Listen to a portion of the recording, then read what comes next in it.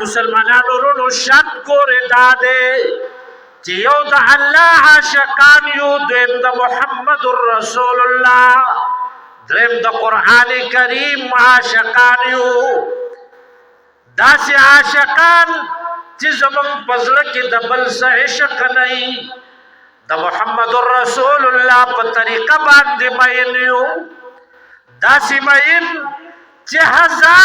هزار نور طریقې د امام الانبیاء په یو طریقه باندې قربان. اقوال نبی پول ہے بدعات ہے کانٹے، اقوال نبی پول ہے بدعات ہے کانٹے، ہم پولوں کو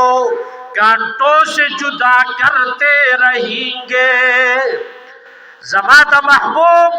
د مدینه د جانان محمد رسول الله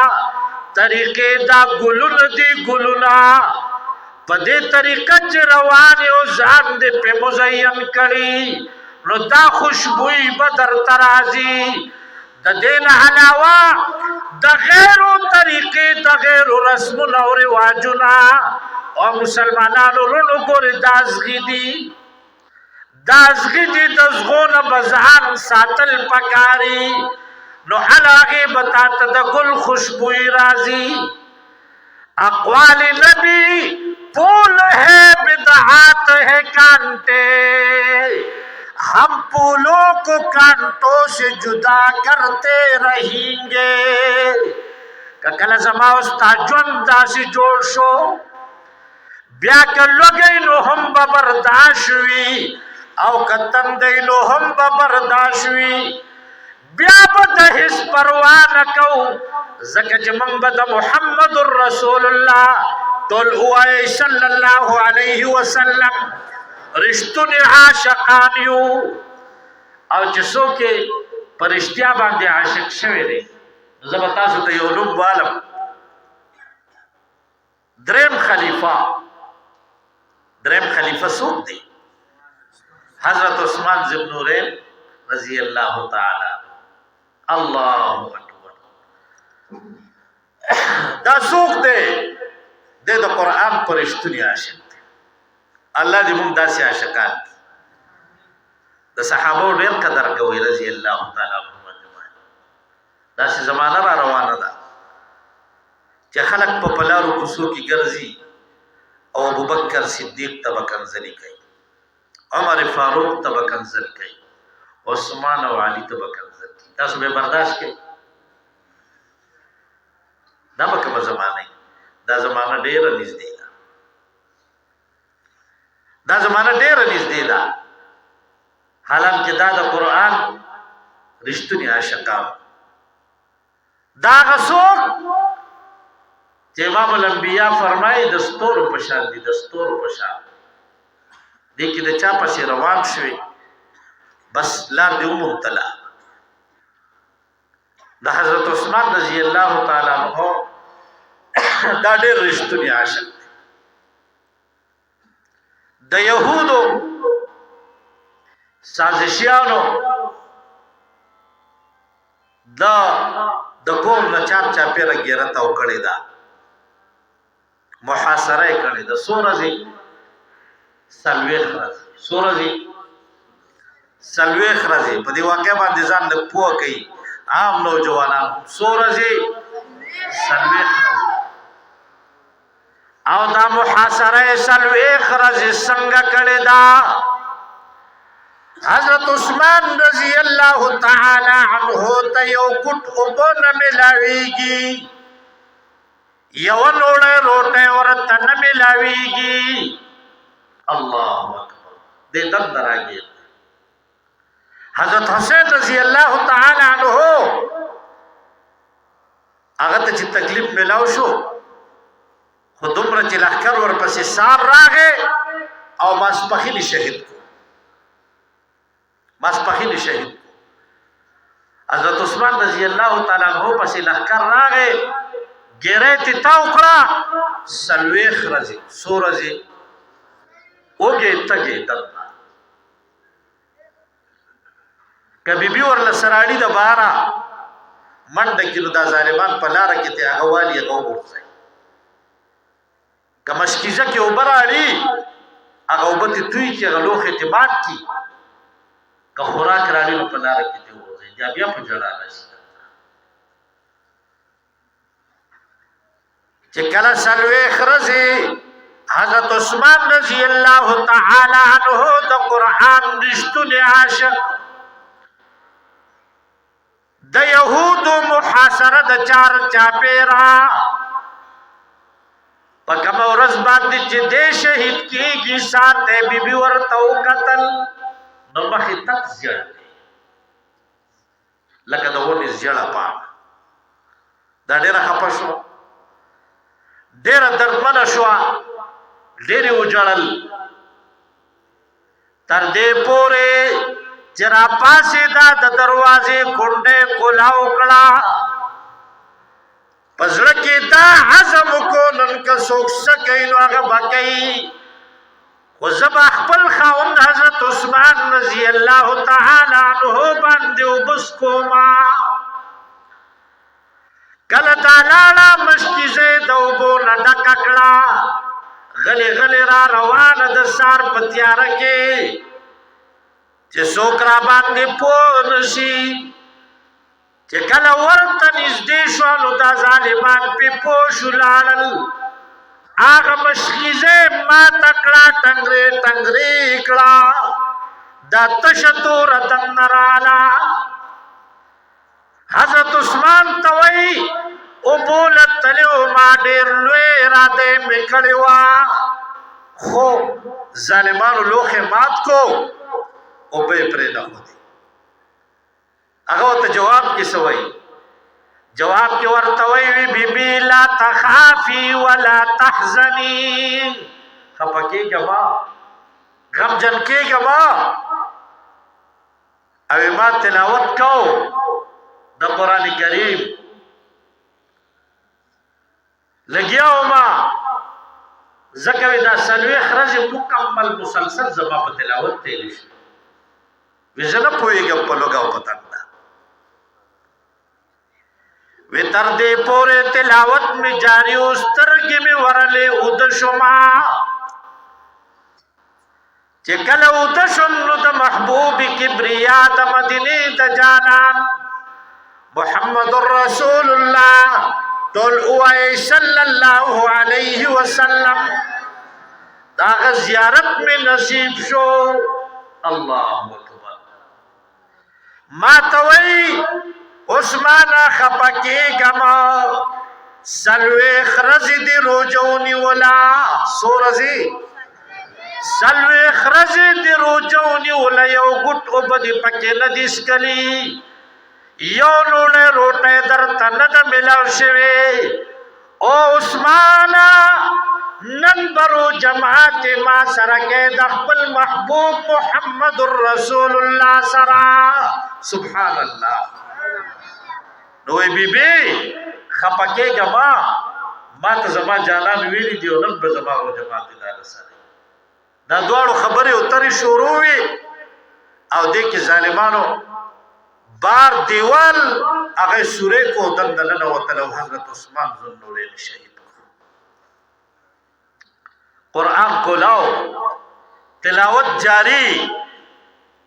اول سپارا آخری مخ فسیکفیکهم الله. اوس مغه قرآن شتا په دې د حضرت عثمان رضی الله تعالی عنہ وینه ولګیدا او د قیامت پر ورځ به دا گواهی کوي ربا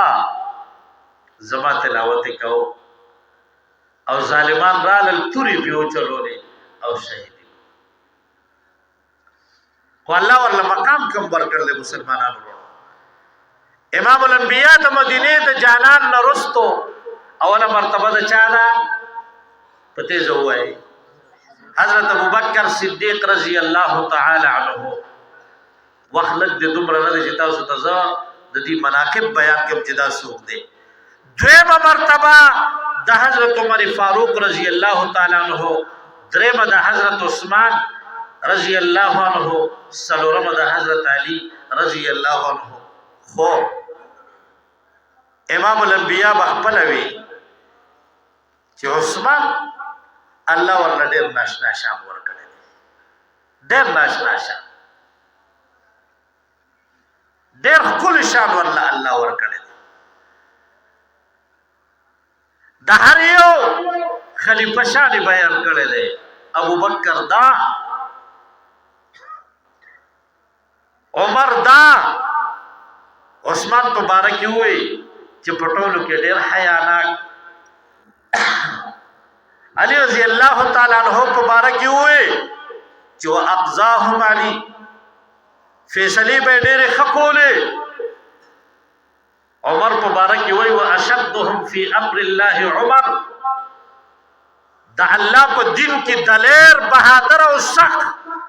دا په ټولو کې عمر ته څوک نه رسي او د عثمان په باره کې وایي چې ډېر حیاناک په ټولو کې عثمان ام المؤمنین فرمایي حضرت عائشہ صدیقہ رضی الله تعالی عنها علماء کم از کم کله کله د دې صحابو او د خلفای اربعو مناقبو کې سره صحیح شو امت ته مخې تک دی دا په موږ لازم شو ځکه حالات نور بل شان دی الله دې خیر مسلمانانو ورونو ام المؤمنین فرمایي چې د مدینې د جانان سره به کله کله زما پلان راغی کور ته کله به نور صحابه رالل په پرده کې کله به عمر راغی کله به بل صحابي راغی یو ځل وی په کور کې امام الانبیاء د مدینې جانان ډډه لګولې ده ابو بکر صدیق راغی رضی الله عنه سلام واچو کیناس وداخ کسې ډډه لګولا عمر راغی رضی الله عنه امام الانبیاء ډډه لګول سلام واچو جواب ورکو ویزه په سوري کې ورته ګورم باغ وچ دې کې مې وکتل نو حضرت عثمان راغی الله اکبر چې څنګه دغه سلام واچو نو امام الانبیاء را پاسې پخپوی صادر واچو او کیناس وچ رخصت شنو ماته تاسو کو چې محبوبه زما پلار راغی نو کینه ناشتي حضرت عمر راغی نو کینه ناشتي حضرت عثمان راغی نه پخپو دي صادر واچو او کیناسته بیبي عائشہ ته پته نشتا د عثمان نه د اسمان فرشتي هم حیا کوي د اسمان فرشتي زکا د دلوي شان دی نبی کریم علیه الصلاۃ والسلام ورته خپل لور مشر لور حضرت رقیہ رضی الله تعالی عنها په نکاح ور کړی و عین د بدر په موقع باندې تقریبا هغه وفات شو نبی علیہ السلام راغی حضرت عثمان وی بیماوی چې امام الانبیاء تعزیت لراغی وکله چې ما سره کې ناستو ما ته وی عثمانا خپل بل لور ام کلثوم متا تپنی کاکړه بیا سموده تیری دانو حضرت ام کلثوم رضی اللہ تعالی عنہا وفات شوا امام الانبیاء فرمائی کہ محمد الرسول اللہ ذرلنوی نو ټولی په عثمان باندې قربان کړي وي عثمان اغسو دې پورې مې وي چې د قران نشټونی عاشق خبره وکړه شو چې د قران تلاوت کو تر دې چې شهید شو او وینه هم د قران په فسيكفيكهم الله په دې آیت باندې دا وینه ولګي دا د قیامت پر ورځ به دا گواهی ورکړي مسلمانانو ورونو د قران عاشقان شي بیا بل سمروړو ارمان وکاو بیا وګورئ د ارمان نسنه جوړي توبه طائف شو سپینګری هم توبه وباسو د تیرو ګناهونو نه ځوانانو توبه وباسو او کم ماشومان بچي چې نه پورې هغه قرآن نه دی ویلي هغه مدرسو کې داخل الحمدلله په هر کوڅه ګورې مدرسه ده په هر جماعت کې درس دی یو عالم یو قاری ښکلی متشرع د شریعت پابند د محمد رسول الله په طریقه باندې مزین د علماء دیوبند یو بچی هغه تاسو ته ناست او تاسو ته وی راولي د خپل بچی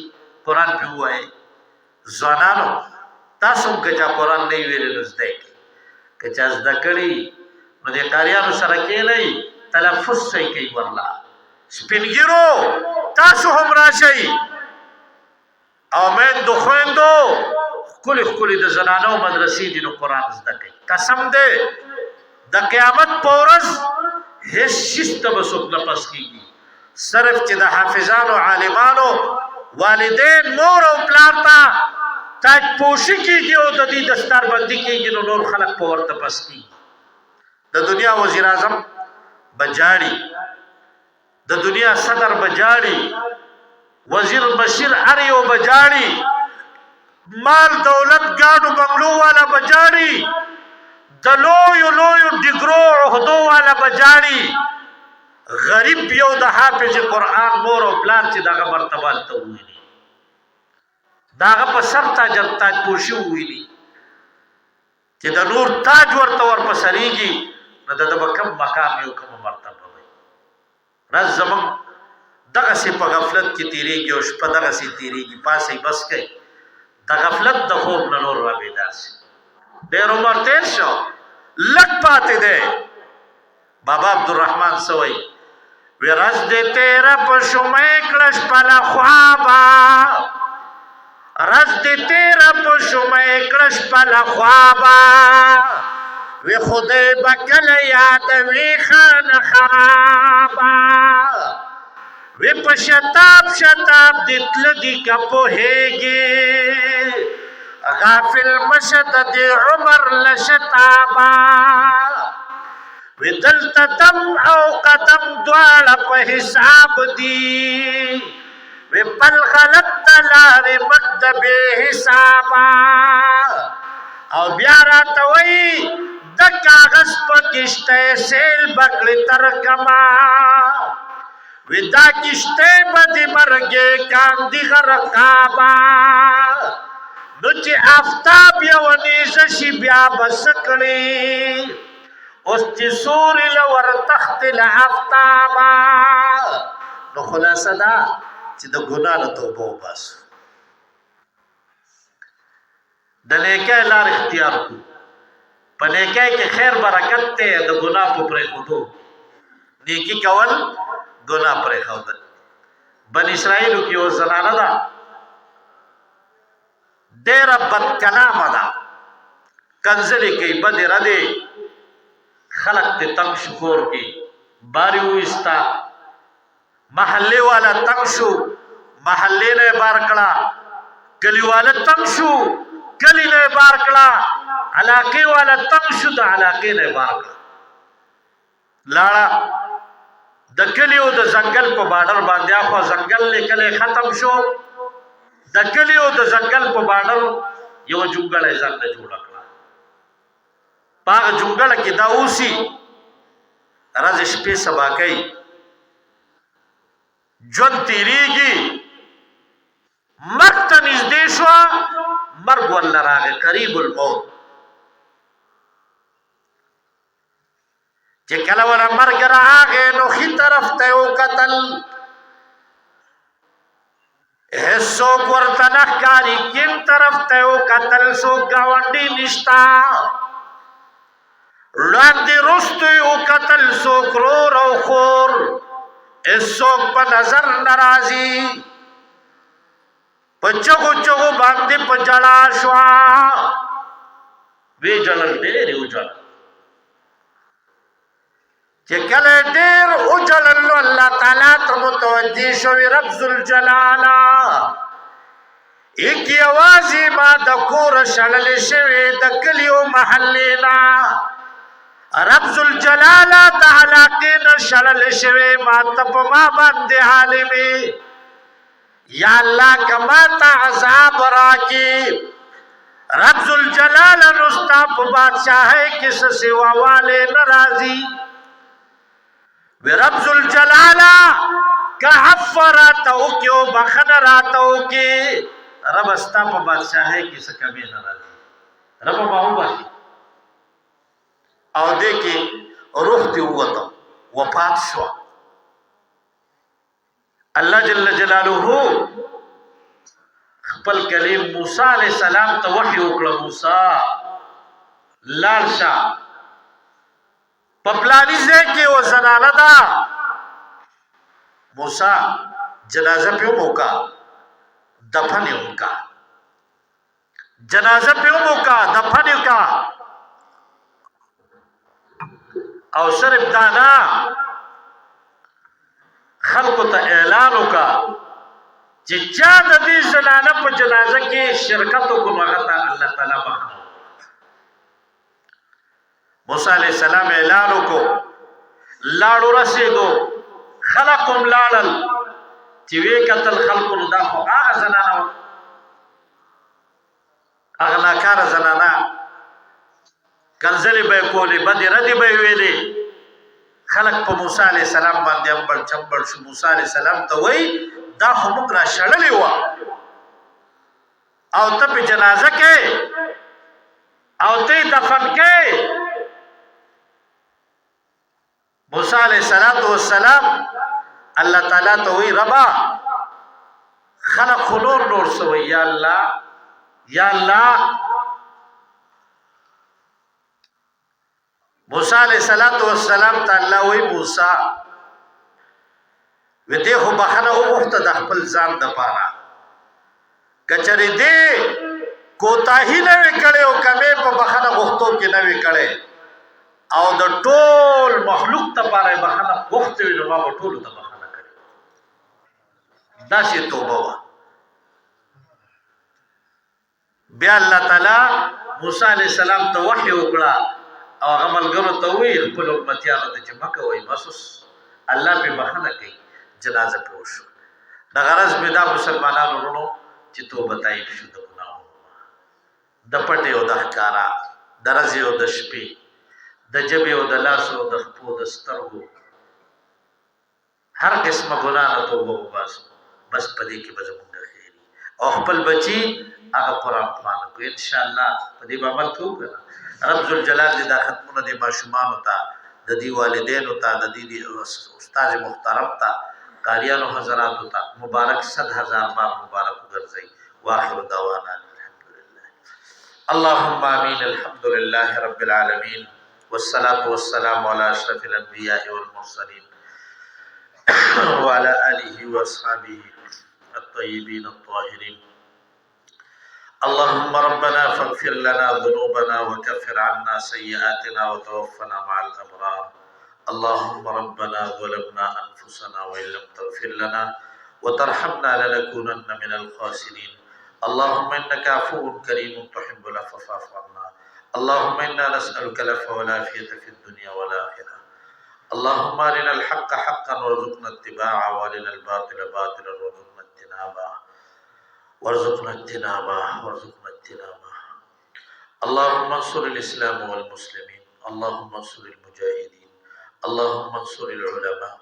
اللهم انصرهم على عدوك وعدوهم اللهم ثبت أقدامهم اللهم اهلك الكفرة واليهود والنصارى ومن يعاونهم وخذهم أخذ عزيز مقتدر وشتت شملهم وفرق جمعهم ودمر ديارهم لكم كما هلكت عاد وثمود اللهم إنك عفو كريم تحب العفو فاعف عنا اللهم ربنا لا تؤاخذنا إن نسينا أو أخطأنا اللهم ربنا ولا تحمل علينا إصرا كما حملته على الذين من قبلنا اللهم ربنا ولا تحملنا ما لا طاقة لنا به واعف عنا واغفر لنا وارحمنا أنت مولانا فانصرنا على القوم الكافرين فانصرنا على القوم الظالمين فانصرنا على القوم الفاسقين یا اللہ زمون رضا شي زمون گناهونه معاف کی یا اللہ دا ختمونه په خپل دربار کې قبول کی یا اللہ دا کل علماء قرآن دلتناستی دا دی بخاطر دا دی امت په حال رحم کی یا اللہ دا کل دا قرآن طالبان دی دا دی بخاطر دا دی امت په حال رحم کی یا اللہ زمون زړونه دا قرآن پر انا روخانه کی زمون زندگی او ژوند د محبوب رسول الله مبارک خوشبوې طریقو باندې خوشبوې کی یا الله موږ ته پوهه راکړي موږ نه پوهېږو یا الله موږ ته د بې غوښتو نه خیر راکړي موږ له غوښتو چل نه راځي بې غوښتو موږ ته خیر راکړي یا الله موږ په عبادت نه پوهېږو دا عادت زموږ په عبادت بدل کړي یا الله دا خدمتونه په خپل دربار کې قبول کړي یا الله یا الله د حافظانو عالمانو د قرآن د طالبانو د مدارسو مساجدو مراکزو خانقاهو حفاظت فرمائے یا اللہ یا اللہ یا اللہ یا اللہ بس معافی کی یا اللہ معاف کی یا اللہ معاف کی مریضان و شفا کامل عاجل دائما نصیب و غرزے مردگان مغفورین مرحومین و غرزے یا اللہ درود شریف و اللہم صلی علی محمد النبی المی وعلى آله وسلم تسلیما سبحان ربک رب العزت عما یصفون وسلام علی المرسلین والحمد لله